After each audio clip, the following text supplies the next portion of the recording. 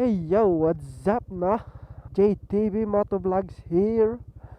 At tayo ngayon ay patungong Bontoc Mountain Province. At syempre, dadaan tayo ng Banawe. Kumusta ang lahat? So yan no, na-depress ka no? Kalma ka lang kaibigan. Ang buhay ay di isang karera. Tandaan nyo yan guys. At hindi to tungkol kung sino ang nauna. Ito ay tungkol kung sino ang piniling magpatuloy kahit na nahihirapan. Kaya take it easy lang guys. Nagmamadali ang mundo. Kaya trust the process, eka nga nila, diba? Enjoy mo lang. Magtiwala ka lang sa sarili mo. At huwag kang magmadali. Kaya tayo ngayon ay magpapatuloy na. Diba? Alright. So yan guys no,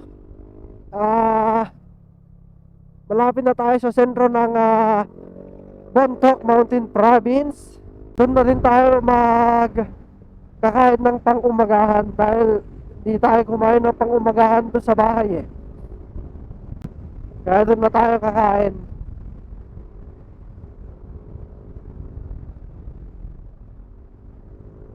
Wala man lang tayo makasabay ng mga rider. Yun overshoot ka. Overshoot. Wow, ganda lang dito presko ng hangin. Yung sakto lang yung lamig. Hindi kagaya dun sa Bugyas Benguet. Sobrang lamig dun. Grabe nga kanina Palis ako dun. Talagang naninigas yung kamay ko Di na ako nakapag-record dun kanina kasi ayaw kong ipindot yung daliri ko kasi ang sakit napakasakit. Time check tayo 7:42. Halos magdadalawang oras na din ang nagmamaneho tayo. Wow, ito yung tunnel, solid.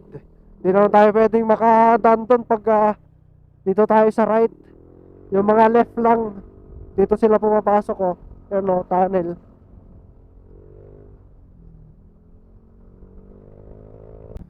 Ganito talaga pag solo rider ka parang yung gusto mo hindi ka naihinto Uy, putang ina, mga big bike solid. Wow, tunan lalaking motor guys.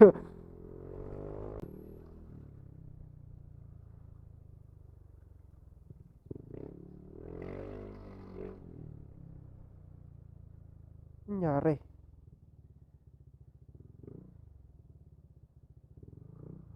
shit, may nag-landslide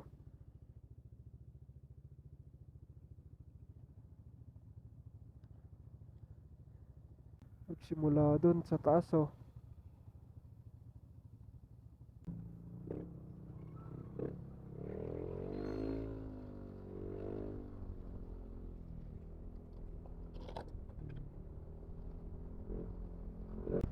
Alright, nandito na tayo sa sentro ng Bontoc.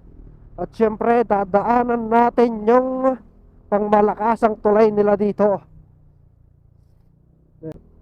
Bontoc Mountain Province. Tapos, after na ito, mahaba-habang akyatan na naman to. Dahil aakyat tayo sa Mount Pulis.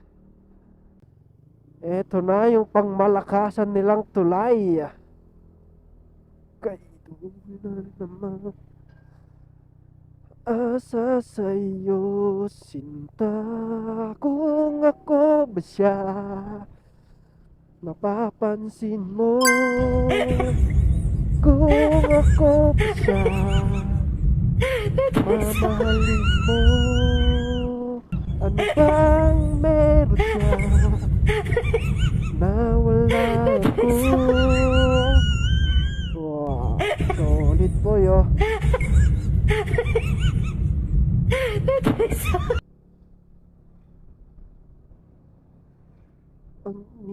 ng ganito.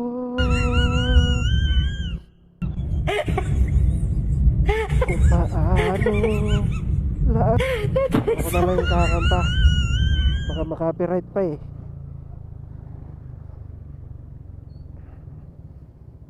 So yun guys, no, 40 kilometers pa daw bago tayo makakarating sa Banawe. Sabi ng karatula na nakita natin dito sa gilid kanina.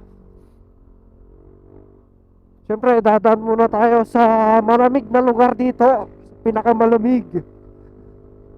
Tignan natin kung anong mabibili natin doon na pasalubong, diba? Yan o. Let's get around. Totoo lang guys, first time kong dumaan dito na nakamotor. Dumadaan ako dito pero nagko-commute ako pa uwing Isabela. Dito ako dumadaan noon pag nagko-commute ako. Pero ngayon first time kong mag-rides dito. Gamit pa natin to si Venom, diba? Solid. Ang daanan yun, bagong daanan yun ah. Ito din yung matagal ko na ding pangarap na pag-ride san. At so yan, ngayon natupad na naman. Mangarap ka lang ng mangarap. Libre lang naman mangarap eh. Pero may sukli, di ba? Dagdagan mo lang ng sipag at tiyaga, di ba? Para ang pangarap mo ay matupad. Hindi lang puro dasal, asa sa ibang tao, ganyan. Paano matutupad yung bagay na gusto mo kung umaasa ka lang sa ibang tao, di ba? Di ba? Kaya kung may problema ka, mag-unwind ka lang. Rides, ganyan. Para kahit pa paano malilimutan mo ang problema, wag na yung alak-alak na yan. Dahil daming kabataan ngayon eh. Dahil ako din na pinagdaanan ko din yan. Yung kung may problema ka or sawi sa pag-ibig, alak talaga yung nilalapitan nila para malimutan nila ang problema nila. So, nalilimutan ninyo pero sumasaya ba kayo? 'Di ba? Pag nalasing kayo, yan, iyak kayo, tulog, hindi pa kayo nag-enjoy, 'di ba? Pag may problema ka, nag-rides ka, pumiga ka ng accelerator, tanggal ang problema mo, 'di ba?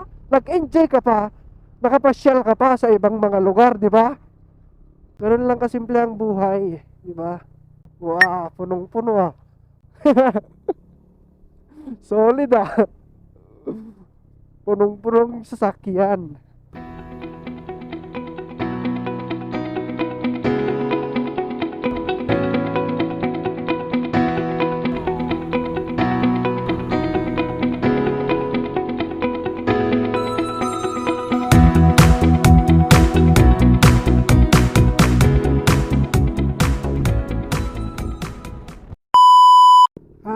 Dito na naman tayo sa taas ng ulap.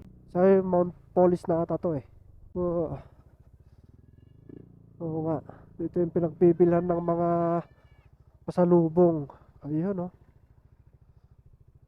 Taas na naman tayo ng ulap oh.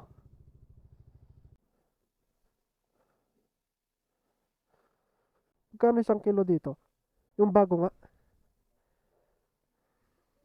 Dalawa lang. Walang lettuce. Magkano naman dito? 1 kilo nga. 1 kilo lang.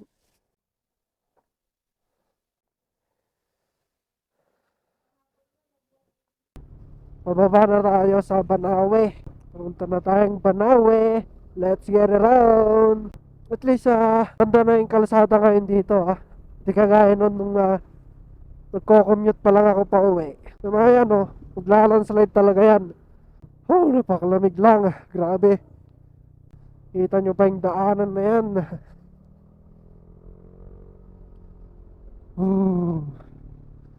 Mukhang dun pa tayo dadaan Nagra-round kasi tayo dito eh. Yun Kasing dinadaanan natin sa Tinok Ifugao, malapit siya pero pangit yung daanan. So magrabing landslide dun eh. Pre, tayo naman, lakotsero tayo. Gusto natin yung mas malayo, di ba? Ay goodness, walang katapusang kurbahan. Kailan ba ito matatapos tong kurbahan na to? Mukhang Banawe na to. Oh, Banawe Race Terraces. Welcome main viewpoint. Saan yun? Ay, doon ba yun?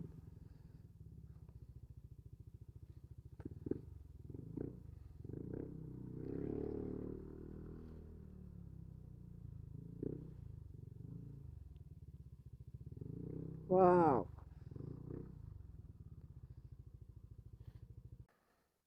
Dito na tayo sa Banawe.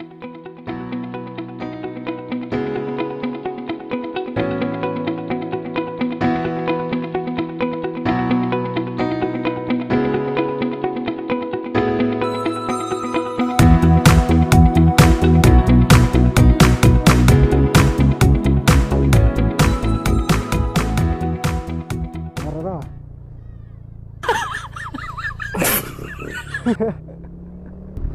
Bomba daw ang puta. Makakamambakaroon to eh, scooter to. Pagdidripan nyo pa ako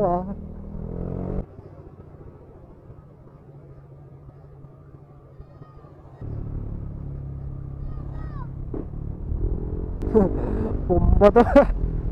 Bomba nyo. Yung ganun lang. Ito mga batang to Bibili nga tayo ng MoMA dito.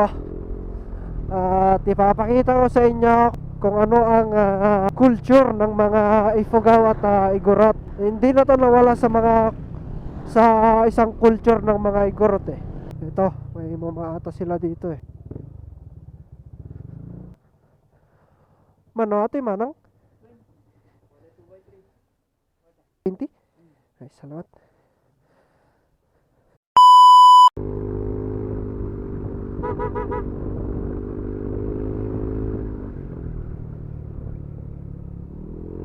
Tayo sa Banawe.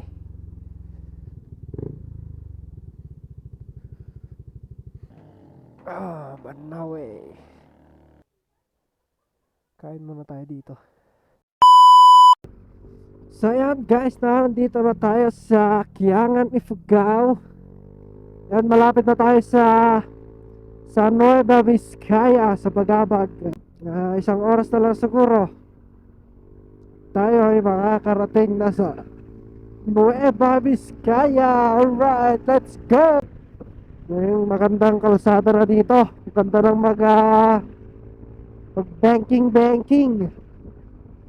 Dahil may part dito na diretsong espalto talaga.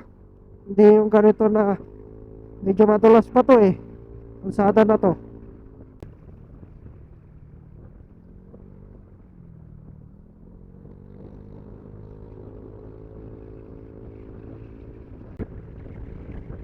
Dito na po tayo ngayon sa Lamot Ifugao. At ang susunod dito ay Vizcaya na. Tangina mo. Kayo na naman. Kaya pupunta yung mga yon.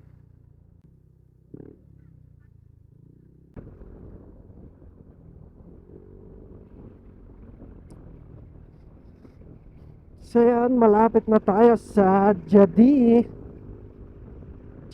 Nueva Vizcaya. At dito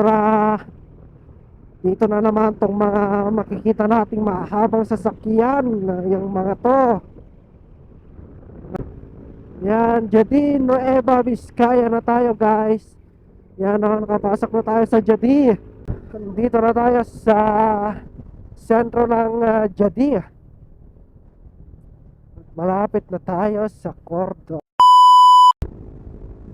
Isabela, thy will be done. Alright. Welcome to Isabela. Nakarating din si Venom sa Isabela. No, papakita ko sa inyo yung MoMA. Ganito yon, ganito gawin yan Ganito magtimpla. Explain Sasabihin ko din kung anong mga pangalan ng mga to. Okay. Okay. So yun, ito yung tinatawag nilang, itong dahon na to, ito yung tinatawag nilang gawod. And then, ito naman ay buwa or betel nuts sa English. At ito ay muscada or tabako. Ito, tabako to. At ito naman, baka sinasabi ninyong cocaine Hindi po yan cocaine. Apog po yan. Apog. At sige, ganito po Wait lang. Papakita ko sa inyo kung paano magtimpla. First, ito. Itakin nyo muna tong betel nuts. Ayun, ganito. At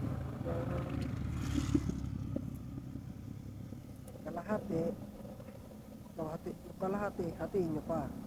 Kung gusto nyo naman, pwede naman yung kalahati. Yan na yung nguyain ninyo.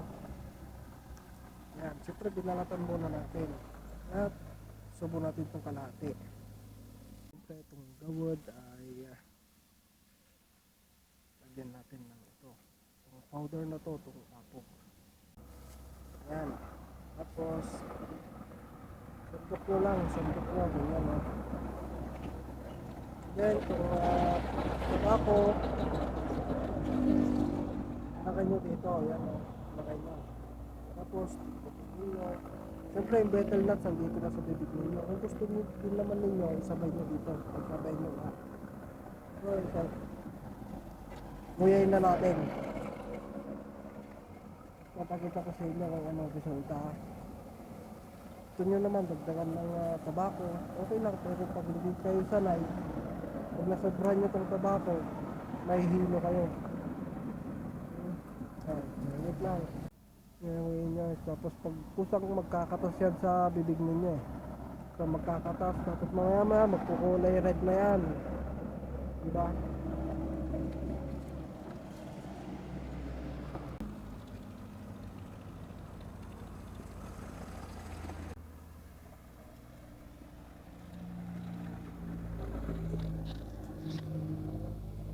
Yan, kita nyo ba? Yan, kulay red yan. Yan, red.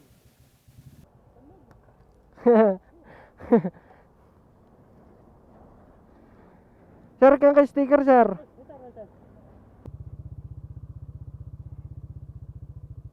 Binigyan tayong sticker dito. Sige. Sige! Hanggang dito na lang tong vlog natin. At kung nag-enjoy ka sa vlog natin ngayon, huwag mo nang kalimutang mag-subscribe. At i-hit mo na din ang notification bell dyan. I-like mo na din at share ang ating video. So yun, ride safe tayong lahat. Alright, I love you all. Alright, dito na tayo sa cordon.